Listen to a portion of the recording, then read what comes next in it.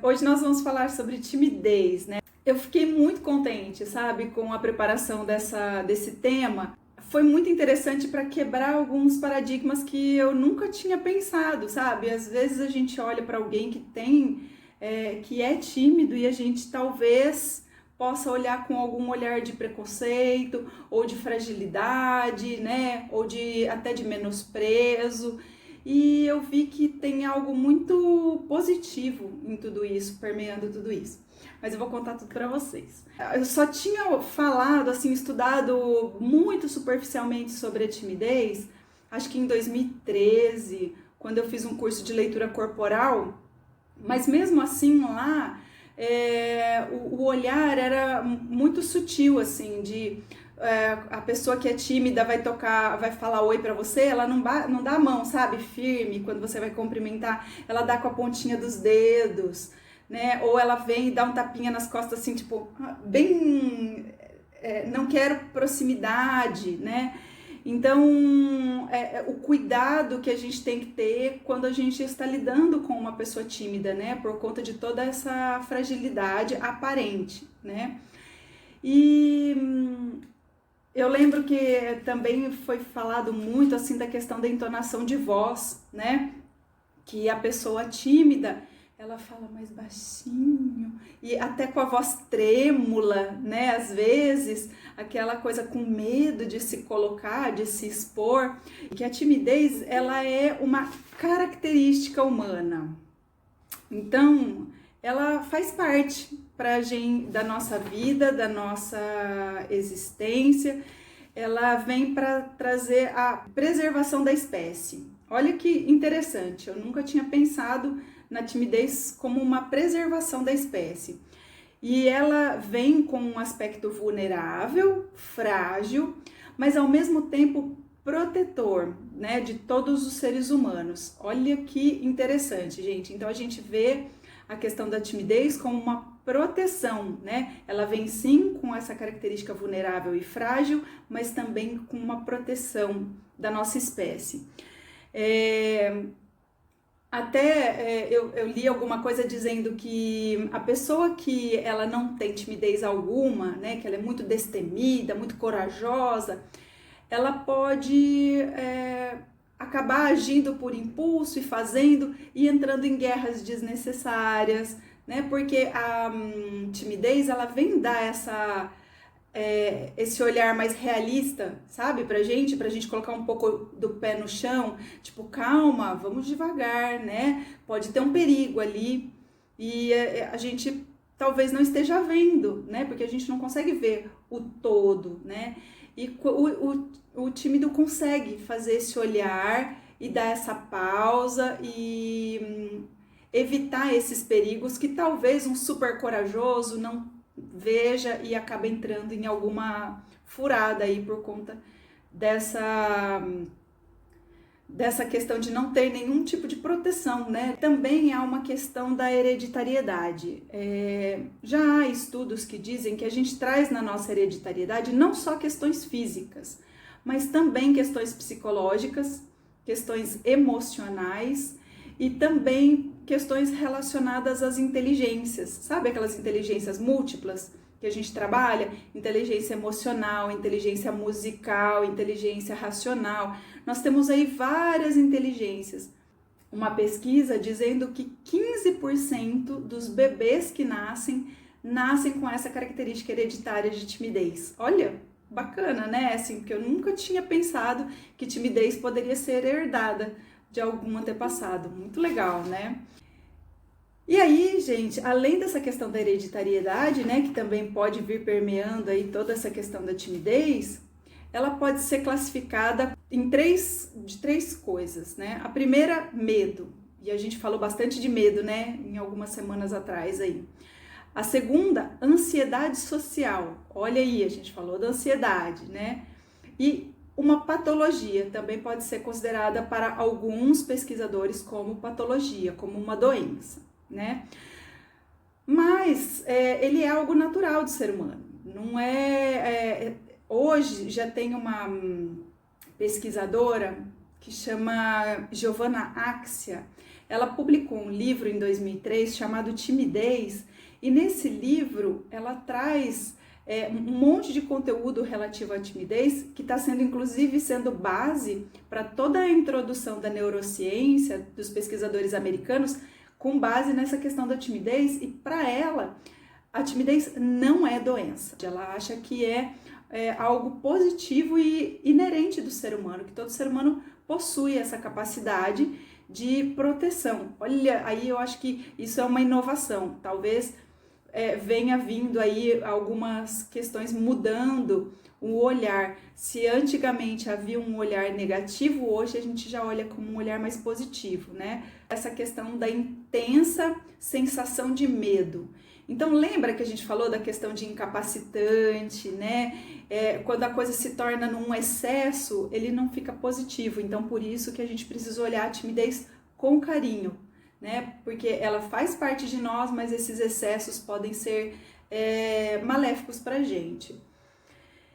E então essa questão dessa sensação de medo intensa, ela vem com duas ordens: o medo irracional, porque é um medo que cola as placas, a gente não pensa, não desliga mesmo, né?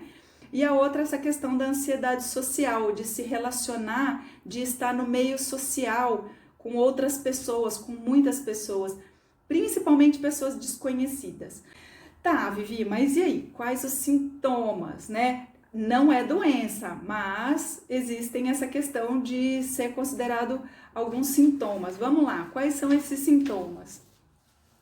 Medo de se expressar em público. Se eu não me engano, o segundo maior medo do ser humano é falar em público, é essa exposição. Por quê? Você vai ter o julgamento, né? Você querendo ou não, as pessoas vão te julgar. Então, é saber lidar com essa questão do julgamento com relação àquela autoconfiança que a gente falou na semana passada. Eu acho, gente, que a timidez está super ligada com a questão de autoconfiança, tá? Mas aí cada um vai depois me falar se sente isso também, porque eu acho que existem várias vertentes, né, para cada um, cada olhar. Então, o medo de se expressar em público, aquela ansiedade social, que é uma grande dificuldade de interação social, a pessoa não consegue se colocar, se manifestar, falar, ela gagueja, ela trepida, fica com o rubor, né, o rostinho vermelho ou pálido. É um desconforto nessa interação com outras pessoas, né? É relacional mesmo, tá, gente? A questão da timidez. Desvia o olhar em conversas, né? A pessoa fica meio constrangida. Aí você ainda pega e fala: ai, não gosto de conversar com aquela pessoa que ela não olha pra mim, né? A pessoa que é visual, principalmente, sabe? Ai, ela é falsa, ela não olha no olho da gente. Não é porque ela tá tímida, ela tá desviando o olhar, né? Ela não quer aquele embate direto, ela não quer confronto. A gagueira, olha, gente, questão de gagueira. Eu lembro de um filme que tinha um rei que era gago e eles tinham que trabalhar toda essa questão da gagueira dele. Eu não lembro o nome desse filme. Isso, sabe, do discurso do rei, né, que eles tinham que trabalhar toda a questão da autoconfiança do rei para ele poder parar com a gagueira e se colocar. Então, quando a gente encontrar alguém por aí gaguejando, haja com carinho, porque essa pessoa está com medo, né, do nosso julgamento, de nós, somos estranhos, né? E também a rabugice, que é uma pessoa que vive resmungando. E aí tem essa introversão, né? A pessoa fica mais fechada, não quer se colocar tanto, e a vergonha do julgamento alheio, né? Porque a gente sabe que as pessoas julgam e julgam doído, né, gente? É complexo, né? Então é esse medo de ser inadequado, de se colocar, não ter uma postura adequada para o ambiente, de falar alguma coisa que não corresponde, algo errado, né? E as causas para a timidez, então, tem a questão hereditária, daquela que eu falei dos 15% dos bebês que nascem, que é uma origem biológica, né? Então, assim, não é um defeito, não é nada patológico. E a outra coisa é a interação com pais autoritários ou superprotetores. Então, tanto a superproteção quanto o autoritarismo. Mas isso também, gente, a pessoa pode se tornar, né? Porque eu já vi casos de pessoas que eram super extrovertidas e de repente arrumam um marido e o marido sufoca de uma forma tão brutal que essa pessoa se torna tímida e ela não consegue se colocar mais. Então a gente está falando aí de relações tóxicas, que a gente precisa tomar bastante cuidado, né? E a gente não é só questão de relacionamento afetivo, né? As amizades, de repente você encontra colegas que te sufocam, ou um chefe, né? Um empregador, ou enfim, qualquer tipo de relação que a gente possa ter. E para o tímido, o ponto forte aí é ele se aventurar, né? É ele se permitir aventurar. E aí, então, nós temos 2 pontos de atenção com relação à timidez que eu achei bem preocupante e que é uma coisa que ninguém fala, pelo menos eu nunca ouvi falar em tudo que eu já estudei na minha vida, nunca me preocupei e nunca vi ninguém se preocupar também em falar da timidez nesse sentido. A primeira coisa é da intolerância, né? Existem casos, os asiáticos, se eu não me engano, eles consideram a timidez positiva, por conta dessa proteção, sabe? De ter mais o pé no chão, de conseguir olhar as coisas com mais cautela. Mas os americanos, nos Estados Unidos, eles não consideram, eles maltratam mesmo a pessoa que é tímida, eles acham que é um ponto fraco, que é uma deficiência, uma patologia.